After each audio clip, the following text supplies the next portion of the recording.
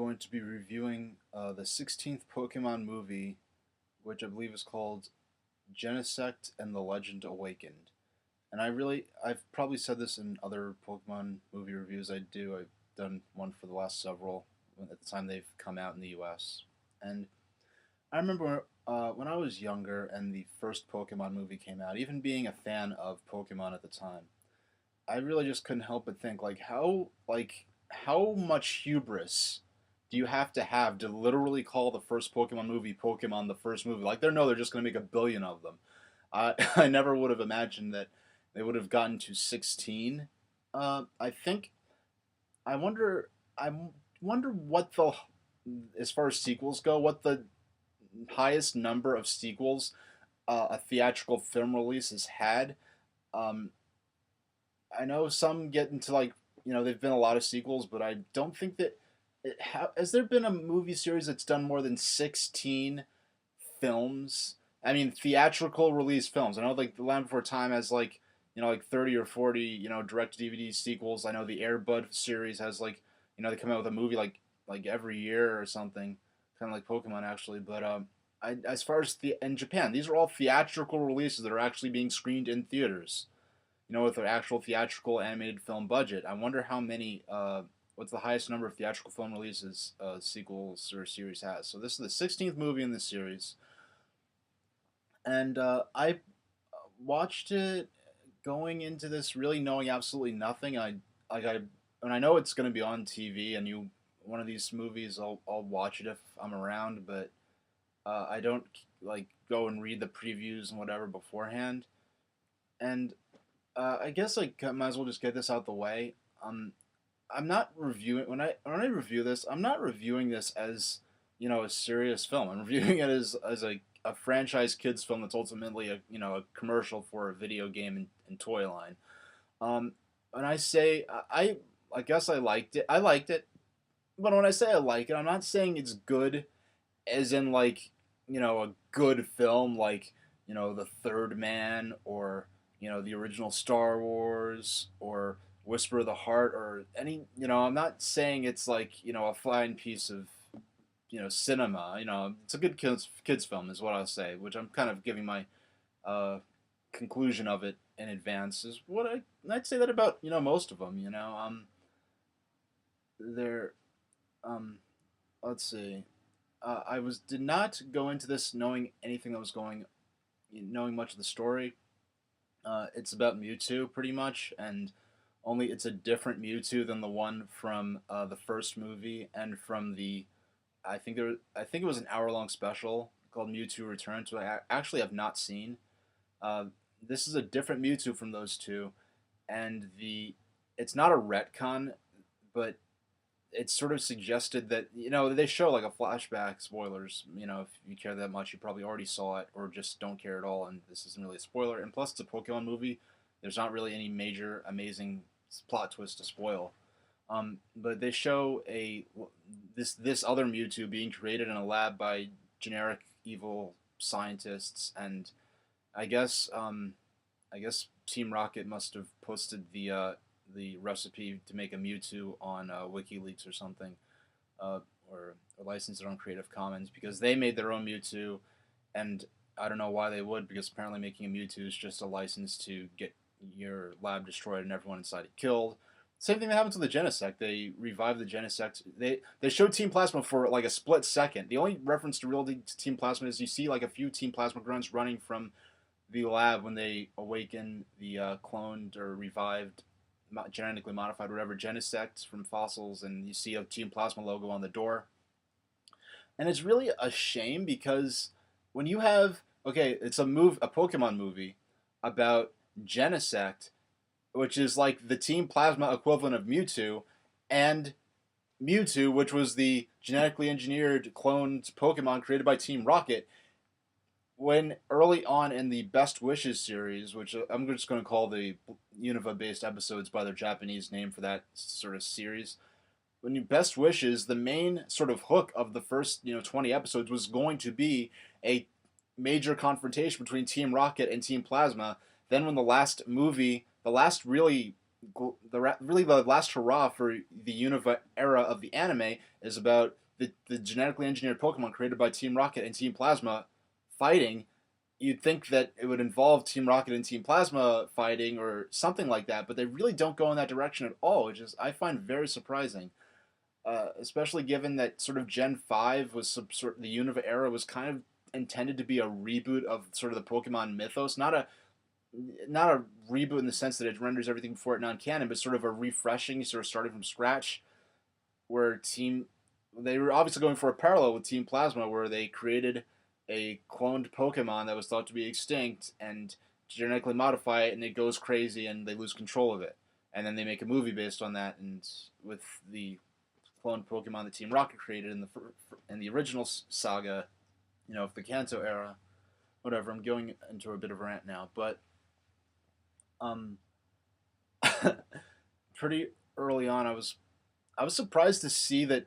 Well, I really didn't expect the Genesect to talk. Also, speaking of going into this whole Team Plasma thing, in the intro to the anime, um, in the episode N, it was called in Japan, in the series of the anime that actually dealt with N and Team Plasma in this modified, improvised sort of form based on, Team Plasma's appearance in Pokemon Black and White 2, based on the fact that Rocket versus Plasma was never aired and is officially non-canon at this point. It never even happened in the universe apparently.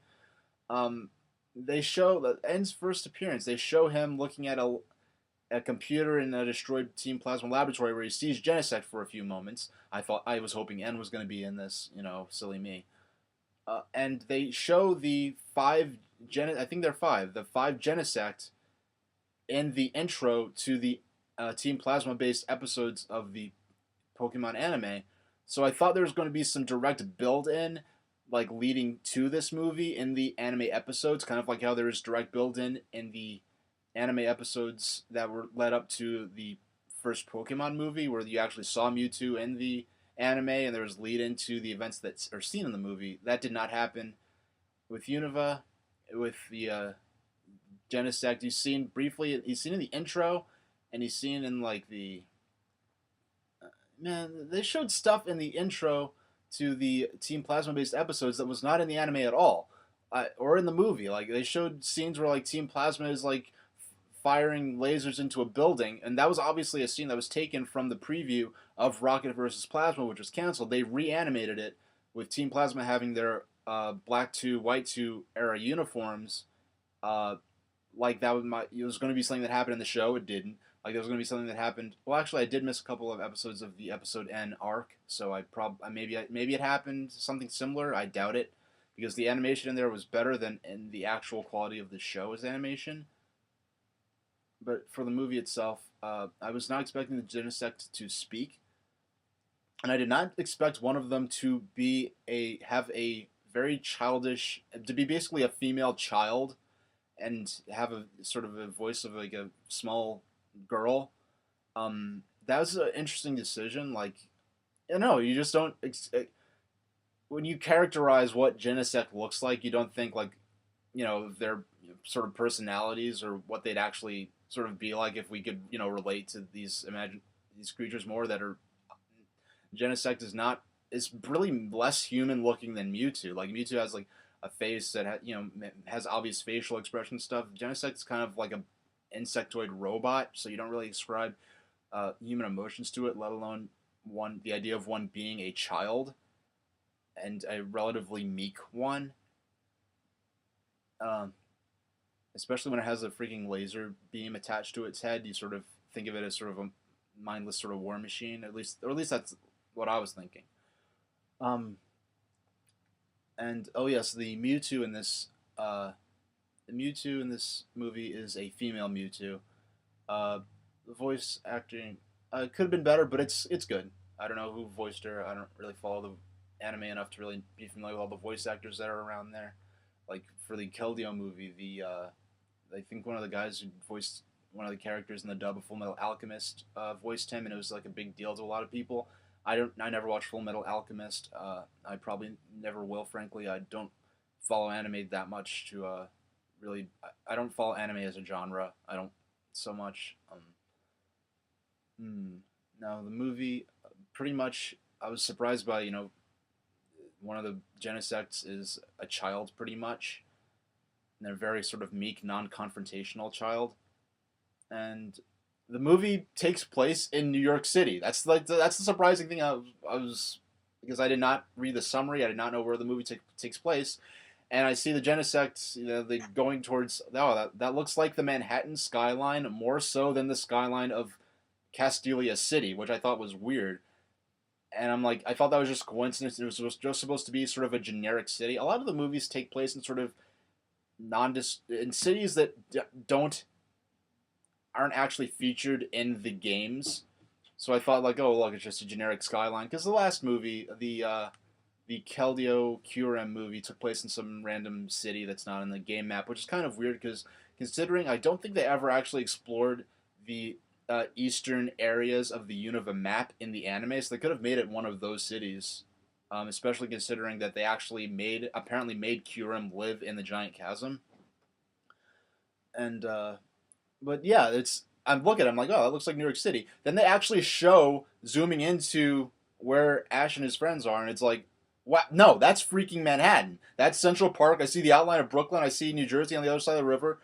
I'm like, what? Unova is based on the New York City metropolitan area. I guess it's literally like no, like Unova is based on New York. I made a whole video series about this, and Junichi Masuda said, "Oh, look, the region's image is New York. You can see the Brooklyn Bridge on the left, between Castilia and Nacrene cities." And now this city in Unova is literally no, it's not just Unova being like sort of the Pokemon world sort of interpretation of that general area with some analogous locations corresponding to different things in the region, but this city in this movie is literally our world's New York City transplanted into the Pokemon world somewhere within Unova, which is I'm gonna make probably a whole other video about this because this is I love that.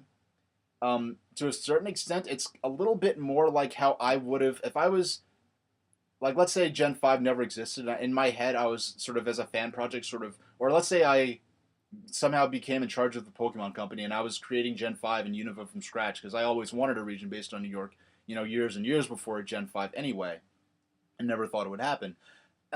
This version of New York City in the Pokemon world is kind of more like what I would have created Unova around. Um, what I would have created is something more in between sort of what we saw in the movie and the actual greater Unova region as it was actually interpreted in the games and anime as a whole. But yeah, we have like basically a 1-to-1 version, excuse me, of our world's version of New York City, where they go to Central Park. They show them in Central Park, and I've obviously been to Central Park. When you're in Central Park and look around you, you literally just it feels like you're sort of in a valley, in a forested valley, and they're just buildings around you in the distance, skyscrapers and stuff. And they show, I mean, they obviously explicitly had to have gone to Central Park or to do for the animation for this because I haven't all the material for a new Real Unova episode based on this movie pretty much, which I never thought I'd do because going real quick, little aside, I actually were, and it's sort of like confusing or weird to think of because in the map of Unova, where the Entralink is on that central part, and in Central Unova that is obviously a reference to where Central Park is in the map of New York City and Manhattan. But now in this other city within Unova, that's a direct translation of New York City into the Pokemon world, as opposed to a vast region loosely inspired by the New York area. Now and they call it New Torque City. The city in the movie, they call it New Torque City. But I don't think they ever mention it by name in the movie. And I'm like, New Torque City. I'm like, come on, writers. You could come up with something a little better than that. I would have thought maybe call it Big Apple City. But it's like, where in Unova is this going to be now? And also, this raises a huge question as to the scale of Unova. Because now if this Manhattan, this New York City, this New Torque City that's a 1-to-1 transliteration of Manhattan into the Pokemon world is the same size as New York City and Manhattan is in our world, then that would mean that Castelia City has to be the size of the whole of Brooklyn. It would have like if New York City is the size of New York City is in our world, then that means Castelia City, which is based sort of on Lower Manhattan, would have to be of gigantic scale compared to New York City, which kind of like there are these piers at the bottom. I'm gonna make a whole other video just about New York City, let alone the possibility of making a whole real Unova episode based on the locations that were seen in the movie. Um, Look, I'm talking for like 10 minutes just about the city where it's located in, but yeah, like Ash and Silent and Iris go to Central Park, which is kind of confusing because I didn't follow after the Rocket after Nacreen City pretty much no after Nimbasa City after the Nimbasa subway heist arc with Team Rocket in the anime. I really didn't follow the anime that closely. I do not think they ever explored the Entralink area of the Unova map, and so that would be kind of where Central Park would be in the map of Unova. But in New York City, they visit Central Park, and it's literally our world's Central Park, but with Pokemon running around in it. And um, it's basically about the Genesect, this like the area that Central Park is in New York City. I forgot what they call it in the movie. I forgot what they call Central Park, but it's just like a park, and there's this little Pokemon habitat thing within the park. It was, maybe this might be a spoiler, but it was their ancient home and like millions of years ago, and nowadays it's been turned into the city. And I glanced at the Bulbapedia article for this, and the whoever directed or wrote this film said that he specifically chose New York City because he wanted to sort of the contrast between nature and it's a like sort of canyon type area to what humans turned it into. And if you actually read the history of Manhattan, geographically and in terms of what it was, before humans built up on it, it's really incredible to think what we turned into this forest and turned it into what it is today. It's really fascinating, and even as I love New York City, I love Manhattan, but it's kind of sad in a sense what we turned it into. But would I give that up or say we should? It's sort of it's a philosophical thing I could write a book about maybe someday. But yeah, and so they return to what was once their homeland, their sort of home habitat, and it's the city now, and the Genesect are sort of trying to reclaim it, and they're tampering with this power thing that's going to blow up the city. Unfortunately, I did not get to stay for the. I missed sort of the middle part of it, what's probably the climax of it, but um, I'm guessing I'm mostly going to talk about this in terms of what I thought of, the Pokemon, a strict, more literal interpretation of New York City in the Pokemon world, as opposed to Unova as a whole, which is kind of a caricature of New York, the New York area, combined with sort of a caricature of America as a whole. It was nice seeing a more literal, strict interpretation of what New York would be like in the Pokemon world. You got to see the Pokemon World's version of Times Square. They just show it sort of as they're just randomly. They don't really. It's not like you see Ash walking through it or anything, but it's nice to see that kind of stuff. I love like the 13th Pokemon movie, which I believe is based in Amsterdam. I loved that just for the scenery. The 14th Pokemon movie, where the area is sort of inspired by I think Machu Picchu. I think it's kind of a South American kind of themed area in the mountains. It was kind of nice seeing them walk through there and explore through there. Uh, we didn't get to see much of that in this movie. We didn't get to see. Usually, there's sort of a period where Ash and his friends are sort of exploring the city or town they're in. They sort of do that in the park a bit, but I would have loved to see Ash and his friends sort of walking through Times Square or different areas. We get to see some sort of cutaways of stuff like that. One thing I actually missed this. I didn't read this until I sort of looked at the Bulbapedia page for it. Apparently, there's in Times Square, there's a Pokemon Bocker match going on one of the monitors, which is a cool reference to the 13th movie. Again, a movie I love entirely because of the scenery and because of the location and how they chose to interpret Amsterdam into the Pokemon world. Not as much, scenery porn as I would have liked for something like that. But you do get to see stuff like there's, there's always construction going on day and night, out on the streets in Manhattan. You get to see a little scene like that. The power goes out, and they use their Ampharos to light the scene so they could keep on working. I like sort of little everyday things like that. That you get to see. There's a mom and her two kids, walking down the street, and they have an Eevee with them, and later you see them sort of sleeping in their room and they're looking out their window. I love little sort of day to day scenes like that. And really, I think what this gets down to, I sort of love things that explore what our world would be like in different universes, not just Pokemon. I like it when Pokemon does it because they like to do that a lot, and they've been doing it sort of especially in a Unova and in New York City, being areas that I grew up in and specifically familiar with, so I can actually go to some of these places where I'm already familiar with them.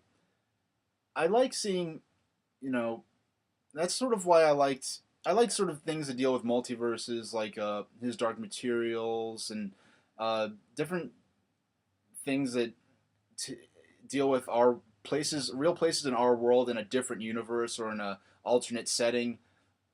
Um, because it really reflects on how special and unique our own real world is, how unlikely, if there's other, if there are other universes, people living in those universes would think the things that are different about ours is just as weird as we would about theirs, and that's sort of, I think a good fantasy really highlights how unique our real world is, as opposed to, it distracts us from it, but it also sort of highlights the magic of our own world. And uh,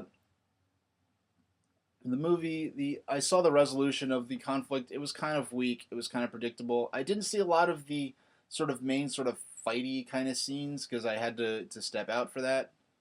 But I liked it. I'll definitely get this on DVD. For context, I did not get the 14th Pokemon movie, or the black and white. I did not get that on DVD. Um, the last one, the Keldeo movie. I have it. I don't have it on DVD. I recorded it off television. Um, but it's not the Keldeo movie. I did not think it was that great. Uh, I, I made a whole. Did I do a review of that? I think I did. Uh, but yeah, that's my impressions of that movie. Maybe I'll do a real Unova episode based on sort of the areas that were seen of New York that were seen in um, this movie, and maybe I think I could probably do one video that was just a real Unova kind of video about the stuff in there, and another video just about just sort of conceptually things like the sort of ironies between like we have Unova and now we have it, which is based on the New York area, and now we have another city within Unova that's literally our world's version of New York, a very close interpretation of our world's New York. Yeah, um, I think that's about enough for now. I've talked a good 20 freaking, talked nearly 30 minutes about this movie. Um, yeah, I think that's more than enough. And thanks for watching.